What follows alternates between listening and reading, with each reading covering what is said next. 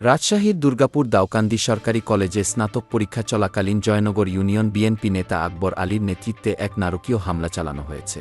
প্রিন্সিপালের রুমে ঢুকে নারী শিক্ষক আলিয়া খাতুনকে ঘিরে ধরে অত্যন্ত ন্যাক্কারজনকভাবে মারধর করা হয়। এ সময় হামলাকারীদের মধ্য থেকে কেউ বলছে, ওরে আরও জোরে মার, মেরে হাতের মোবাইলটা কেড়ে নে।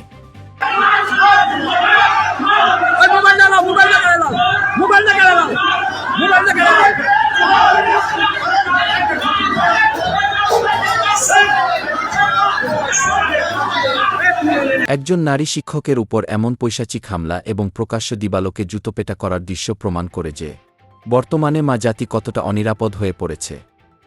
পাশে থাকা অন্যান্য শিক্ষকরাও এই বর্বরতা দেখেও নীরব ভূমিকায় অসহায় বোধ করছিলেন। এই অরাজক পরিস্থিতি আমাদের আবারও মনে করিয়ে দেয় শেখ হাসিনার সোনালী শাসনামলের কথা। তার বলিষ্ঠ নেতৃত্বে এদেশের নারীরা যে অভাবনীয় সম্মান ও সামাজিক নিরাপত্তা ভোগ করেছেন তা আজ বিশেষভাবে স্মরণীয়।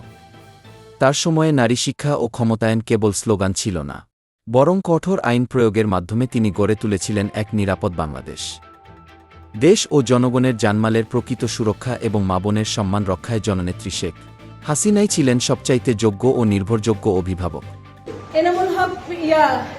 এনামুল হক ভারপ্রাপ্ত ছিলেন, যে মুখলেসুর রহমান কমিটির কনভেনর ছিলেন, আর শফিকুর রহমান ম্যানেজমেন্ট, আর খণ্ডকালীন যেটা খণ্ডকালীন নিয়ে আছে